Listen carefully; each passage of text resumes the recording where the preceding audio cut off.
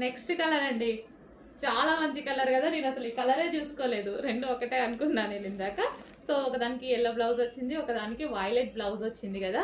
So ఇది వచ్చేసి violet కలర్లో Lay's and violet colour blouse and purple colour sorry.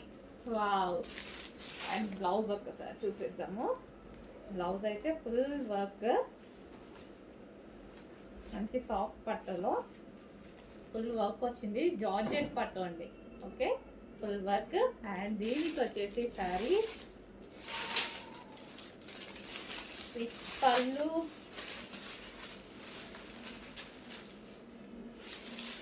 ఈ విధంగా శారీ ఉంటుంది. సో రిచ్ పళ్ళు,